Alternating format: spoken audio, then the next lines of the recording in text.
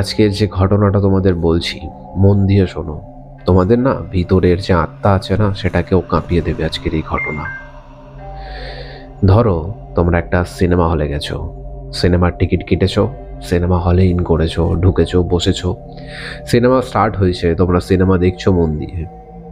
হঠাৎ করে কোনো রকমের স্যাড সিন চলছে না, তারপরেও শুনতে পাচ্ছ পিছন থেকে কেউ যেন কাঁদছে।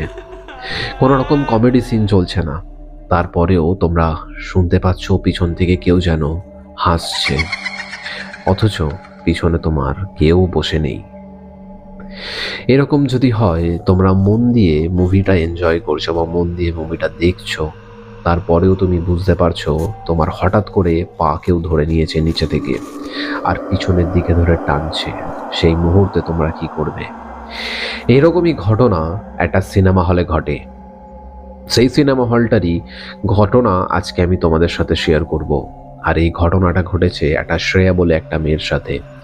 কি ঘটনা, কি হয়েছে না হয়েছে, পুরোটাই আজকের এই ভিডিওতে বলবো, তাই ভিডিওটা মনোযোগ সহকারে দেখো। তোমাদের না ভয় পেতে বাধ্য করে দেবে আজকের এই ঘটনাটা। যারা যারা আমার চ্যানেলকে সাবস্ক্রাইব করোনি তারা তারা অবশ্যই কিন্তু সাবস্ক্রাইব করে নাও। আর যারা যারা আমাদের চ্যানেলকে যদি ভালো লাগে বা আমাদের ভিডিও যদি ভালো লাগে, তো অবশ্যই কিন্তু এই ভিডিওতে একটা লাইক করে দিও। আজকের ঘটনাটা শ্রেয়া বলে একটা মেয়েকে নিয়ে। আর এই যে ঘটনাটা ঘটেছে সেটা হচ্ছে পুনের ভিক্টরি থিয়েটারে।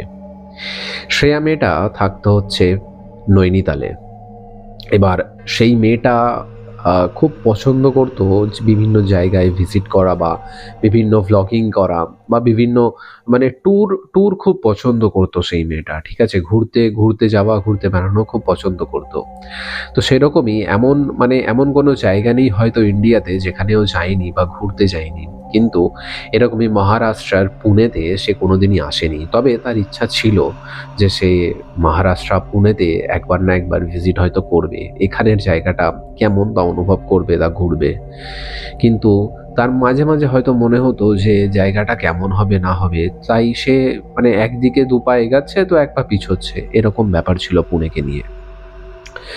তারপরে এমন একটা দিন আসে যেখানে তার কাজের সূত্রে কোনো না কোনোভাবেই সেই মেয়েটাকে পুনেতে আসতে হয়। পুনেতে অনেক কটা বন্ধু বান্ধবও ছিল তার। ঠিক আছে, phone through, Facebook through, social media through কটা বন্ধু বান্ধবও ছিল, তাদের সাথে দেখা সাক্ষাৎ করে পুনেতে এসে। তবে পুনেতে এসে তার মাথা খারাপ হয়ে যায় যে পুনে এত ভালো একটা সিটি যেটা ও জানতো না বা বুঝতে পারছিল না। আসার পর সে বুঝতে পারছে যে আমি হয়তো পুনেতে না এলে পুনেটাকে মিস করতাম। তাই সে পুনেতে আসে, পুনের আশেপাশে সব জায়গায় ঘোরে, তার যে বন্ধু ছিল তাদের বাড়িতে স্টে করে থাকে। এরকম এরকমই একটা রাত ছিল যে রাতে তারা ডিনার করেছে বন্ধুর বাড়িতে এবং একসাথে গেট টুগেদার করেছে বন্ধুরা। 4-5 জন 6 জন একসাথে রয়েছে একটা বন্ধুর বাড়িতে। তো সেখানে মেয়েটা প্রায় রাতে যখন ডিনার করে ওঠে, মেয়েটা সকলকে বলে বা সবাইকে বলে যে চল একটা কোনো জায়গা থেকে ঘুরে আসি বা কোনো মুভি দেখে আসি রাতের বেলা। আর বলে রাখি, ভিক্টোরি থিয়েটারে রাত্রির বেলাও নাইট শো চলে, রাত্রির বেলাও কিন্তু মুভি চলে। ঠিক আছে, পুনেতে এই জিনিসটা হয়। তো মেয়েটা সেরকমই সব বন্ধুদের বলে চল কোনো মুভি দেখে আসি। তো ছেলেগুলো বা ছেলে বা মেয়ে যারা ছিল সবাই বলছে যে এখন এত রাতে কোথায় যাব মুভি দেখতে, ভিক্টোরি থিয়েটার তো খুব ভালো একটা থিয়েটার, চল ওখানে যাব, ওখানে মুভি দেখে আসবো। তো সবাই ভিক্টরি থিয়েটার এইটা শুনেই না সবার যেন ঘাম ছুটতে শুরু করলো। সবাই ঘামতে শুরু করলো যে কি বলছে, এ কি জানে না। নিজেদের মধ্যে ওরা আলোচনা করছে যে একে বলে দিই, একে বলে দিই, হ্যাঁ, নালে ফালতু কোনো রকম ভুল ভ্রান্তি হয়ে যাবে এর থেকে, আর বিপদে পড়ে যাবে মেয়েটা, তো একে বলে দেওয়াটাই ভালো। সবাই মিলে আলোচনা করে ওকে পুরো ঘটনাটা বললো ভিক্টোরি থিয়েটারে, যে এখানে দিনের বেলা যাওয়াটা ঠিক আছে, তবে রাতের বেলাটা ভিক্টোরি থিয়েটারটা সেফ নয়। এখানে রাতের বেলা মানুষরা এখানে যায় না মুভি দেখতে। তার কি কারণ আছে না আছে শ্রেয়া কিন্তু শুনলো না অত শত। শ্রেয়া বলল, ধুর, বেকার কথা যত, তোরা ভয় পাচ্ছিস, আমি একাই চলে যাই। পুনেতে এসছি, ঘুরবো না পুনে, থিয়েটারে ঘুরবো না, থিয়েটারে মুভি দেখবো না, রাত্রিবেলা কি করব, যাই ঘুরে আসি। সে কারুর কথা কিন্তু শুনলো না। সে উবের বুক করলো, উবেরে বসলো, ভিক্টোরি থিয়েটার চলে গেল। ভিক্টোরি থিয়েটারে যখন ঢুকছে, দেখছে যেখানে টিকিট কাউন্টারের লোকটা শুয়ে রয়েছে। টিকিট কাউন্টারের লোকটাকে সে ডাকে, একবার ডাকে, টিকিট কাউন্টারের লোকটা শুনে না। 2বার 3বার ডাকার পর টিকিট কাউন্টারের লোকটা বলছে, হ্যাঁ ম্যাডাম বলুন। বলছে, আমি মুভি দেখব, আমাকে একটা টিকিট দিন। ভালো একটা মুভি চলছিল সেই সময়ের ঘটনাটা, কিন্তু 3 থেকে 3.5 বছর আগের, মানে 2021 মধ্যে এরকম ঘটনা। তো সেই লোকটাকে বলছে একটা টিকিট দিন, আমি থিয়েটারে ঢুকবো। লোকটা বলছে, দেখুন ম্যাডাম, থিয়েটার পুরো খালি, থিয়েটারে কেউ নেই, আর একটা টিকিট বিক্রি করে আমি কোনো শো চালাতে পারবো না। খুব কম করে হলেও 7-8টা টিকিট যদি বিক্রি হতো, 7-8 জন যদি হতো, তাহলে আমি কোনো শো চালাতে পারতাম। মেয়েটা কি করলো, মানে শ্রেয়া কি করলো, টিকিট 7 থেকে 8খানা টিকিট সে কিনে নিল, কিনে বললো, এবার তো চালাতে পারবেন। তো লোকটা একটু আশ্চর্য হলো। লোকটা বলল যে, আপনি কনফার্ম শিওর তো যে মুভি আপনি দেখবেন থিয়েটারে? বললো, হ্যাঁ, আমি দেখার জন্যই এসেছি মুভি। লোকটা কি করলো, বললো, ঠিক আছে আপনি ভেতরে যান, আমি শো স্টার্ট করছি। শ্রেয়া ভেতরে গেল, ভেতরে গিয়ে দেখছে পুরো থিয়েটার পুরো অন্ধকার, থিয়েটারে একটা লোক নেই, আর থিয়েটারের ভিতরটা পুরো মানে আলাদাই একটা অ্যাটমসফিয়ার ভেতরের। যদি তুমি কবরস্থানে যাও, শ্মশানে যাও, কিরকম একটা অ্যাটমসফিয়ার পাও, ঠিক ওই রকমই ভেতরটা। শ্রেয়া ঢুকেছে, ঢুকতে শ্রেয়ার হালকা হালকা মনে হচ্ছে আমি ঠিক করেছি তো এখানে এসে। তারপর ভাবলো, থিয়েটারই তো, এতে এমন কি আছে। শ্রেয়া কি করলো, একটা সিট দেখে বসে পড়লো। আর সিটটা হচ্ছে না সামনে না পিছনে, একটু মিডিল পোর্শন করে সিটটা। শ্রেয়া বসে পড়েছে ওখানে, মুভি চালু করেছে, মুভি চলছে। ইন্টারভেল অব দি মুভি গেছে। ইন্টারভেলের ওখান থেকে সে কিছু আওয়াজ শুনতে পায়। আওয়াজটা কিরকম, কেউ যেন পিছন থেকে হাসছে খুব জোরে জোরে। হঠাৎ করে মনে হচ্ছে কেউ যেন কথা বলছে, 2-4 জন এরকম।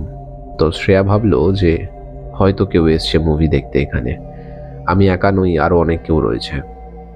ইন্টারভেলের সময়টা শেষ হলো, থিয়েটারের লাইটগুলো যখন জ্বললো, তখন শ্রেয়া পিছন ঘুরে দেখলো। পেছন ঘুরে দেখে সে দেখছে কেউ নেই পিছনে, সে একাই বসে রয়েছে। তবে সেই আওয়াজগুলো কোথাকার ছিল, আওয়াজগুলো কার ছিল, কারা কথা বলছিল, কারা হাসছিল। শ্রেয়া ভাবলো যে হয়তো চলে গেছে, ঠিক আছে। শ্রেয়া বাইরে বেরোলো, পপকর্ন কিনলো। পপকর্নের একটাই লোক ছিল, পপকর্ন কিনলো। বাকি মানে পপকর্ন বিক্রি করে যে একটাই লোক ছিল, বাকি পুরো জায়গা পুরো খালি, মানে পুরো করিডোর পুরো খালি, কেউ নেই ওখানে। শ্রেয়া ওখান থেকে পপকর্ন কিনে আবার যখন ভিতরে ঢুকলো, ঢুকে দেখছে 4 জন বসে আছে। 4 জনের মধ্যে 2জন নিজেদের মধ্যে কথা বলছে, আর 2জন এমনি বসে আছে। তো শ্রেয়া ভাবলো যে এইবার মুভি শুরু হবার আগে আমি ওদেরকে গিয়ে বলে দিই যে দেখো, এবার আমি মুভিতে ফোকাস করব, তাই হেসো না, বেশি হাসবেন না আপনারা, আমার ডিস্টার্ব হচ্ছে মুভি দেখতে, তাই আমি মুভিতে এবার ফোকাস করব, তাই প্লিজ একটু সাইলেন্সে থাকবেন, একটু সাইলেন্ট থাকবেন আপনারা। তো শ্রেয়া যেরম ভাবনা সেরম কাজ। মুভিটা চালু হয়েছে, জাস্ট লাইটগুলো বন্ধ হয়েছে, 1-2টো লাইট বন্ধ হতে বাকি। শ্রেয়া উঠে পিছনের দিকে যেই গেছে, ওদের যেই বলতে গেছে, তখন শ্রেয়ার হয় না যে শরীর থেকে আত্মা বাইরে বেরিয়ে যাওয়ার মতো অবস্থা হয়। সে দেখে 4জনের মধ্যে 4জনেরই মুখটা পুড়ে গেছে পুরো। একজন খুব জোরে জোরে হাসছে, একজন দেখছে যে তার গা থেকে মাংসগুলো গলে গলে পড়ছে, একজনের হাত নেই, একজনের পা নেই, কারোর চুল নেই, মানে বিভৎস একটা অবস্থা। সেটা মানুষ নয়, শ্রেয়া বুঝতে পেরেছে, সেটা কোনো শয়তান। তারা বলছে, বসুন না এখানে, মুভি এনজয় করুন, আমরা যেরকম মুভি এনজয় করছিলাম। তখন শ্রেয়ার ওইখানে দাঁড়িয়ে না থেকে সঙ্গে সঙ্গে সব কিছু ফেলে থিয়েটারের দরজা খুলে বাইরে বেরোয়, এবং বাইরে বেরিয়ে একদম মানে হলের বাইরে যখন বেরোয়, তখন দেখছে একটা সিকিউরিটি বসে রয়েছে ওখানে, এবং সে ভগবানকে ধন্যবাদ জানায় যে কাউকে সে দেখতে পেয়েছে।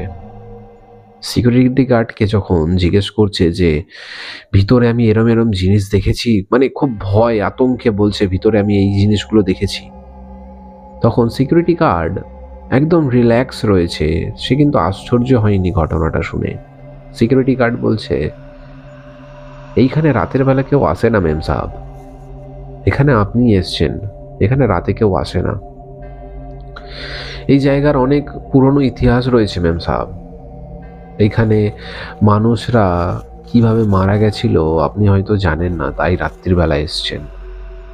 এই ভিক্টরি থিয়েটার অনেক বছরের পুরনো, 1-2 বছরের নয়, 100 বছরের পুরনো এই ভিক্টরি থিয়েটার। তবে তোমাদের এই ভিক্টরি থিয়েটারের ইতিহাস কি রয়েছে আমি কিন্তু আজকে বলবো তোমাদের, কেন এই ভিক্টরি থিয়েটারটা হন্টেড বলা হয় পুনের। এই ভিক্টরি থিয়েটার 1940 সালে তৈরি হয়েছিল। তখন ব্রিটিশদের সাথে আমাদের খুব লড়াই চলছে, ব্রিটিশদের সাথে ইন্ডিয়ার সব লোকজনদের খুব লড়াই চলছে।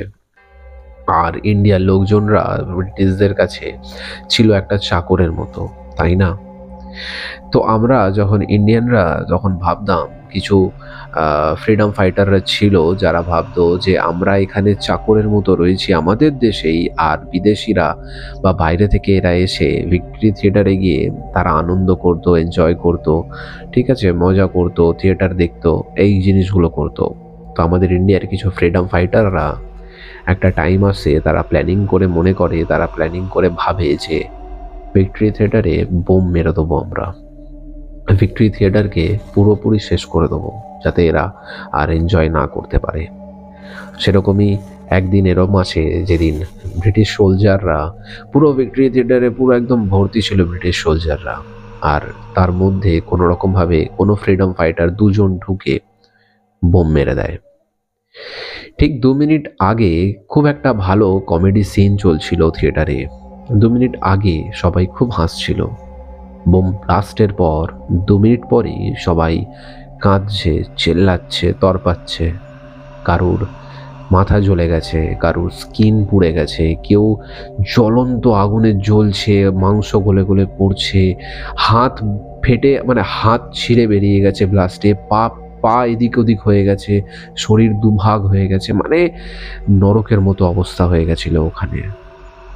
যার জন্য ওই থিয়েটারটা এখন অবধি হন্টেড হয়ে রয়েছে, তাদের প্রেত আত্মারা, সেই সব আত্মারা যারা মুক্তি পায়নি ওরকম ব্লাস্টের পর, সেই আত্মাগুলো ওখানে রয়েছে।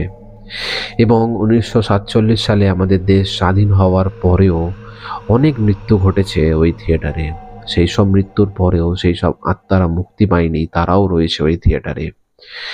আর বলা হয় ভিক্টরি থিয়েটারে যাওয়া ঠিক আছে, দিনের বেলা যাও ঠিক আছে, সন্ধ্যাবেলা যাও ঠিক আছে, কিন্তু রাত্রিবেলা ভুল করেও যেও না। সেরকমই সিকিউরিটিটা বলছে, মেম সাহেব আপনি এসছেন ঠিক আছে, হয়তো এইবারের জন্য আপনাকে ছেড়ে দিয়েছে, পরের বার যদি আপনি আসেন হয়তো আপনাকে পরের বার কিন্তু ছাড়বে না এরা, তাই পরের বার রাতে আসার ভুল করবেন না, দিনের বেলা আসুন, মুভি দেখুন। দিনের বেলা কিচ্ছু হয় না, কিন্তু রাত্রিবেলা অনেক রকম প্যারানর্মাল অ্যাক্টিভিটি হয় এখানে, যেগুলো কিছুই স্বাভাবিক নয়, অস্বাভাবিক সব জিনিসপত্র হয় এখানে। অনেক প্রেতাত্মা এরম রয়েছে যারা মুক্তি পায়নি, এখানেই থেকে গেছে, আর তারাও চায় যাতে রাত্রিবেলা যারা এখানে মুভি দেখতে আসছে তাদেরকেও তারা তাদের সাথেই রেখে নেবে। এরপর শ্রেয়া এই ঘটনাটা শোনার পর সেখানে আর দাঁড়ায় না, সেখান থেকে ক্যাব বুক করে এবং সোজা নিজের বন্ধুর বাড়িতে চলে যায়, এবং সেখানে গিয়ে নিজের বন্ধুদের পুরো ঘটনাটা খুলে বলে। বন্ধুরা বলে, আমি তো তোকে বলেছিলামই, তুই কিছু কথা না শুনেই তুই চলে গেলি এখান থেকে। তো শ্রেয়া তারপর এই ঘটনাটা এখন অবধি ভুলতে পারেনি শ্রেয়া। ইন্ডিয়াতে আমাদের এরকম সত্যি অনেক কটা জায়গা রয়েছে যেটাকে আমরা হন্টেড বলি, তার পিছনে সত্যি কিছু না কিছু ইতিহাস তো নিশ্চয়ই রয়েছে, আর সেই সব ইতিহাস সম্পর্কে আমরা কিছুটা জানি।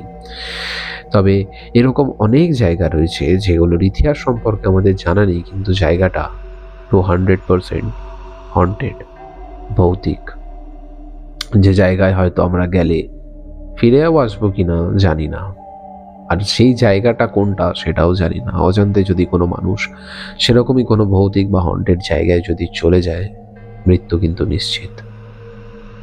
আজকের ঘটনাটা কেমন লাগলো তোমাদের অবশ্যই কিন্তু জানাতে ভুলো না, কমেন্ট করে জানিও ঘটনাটা কেমন লেগেছে।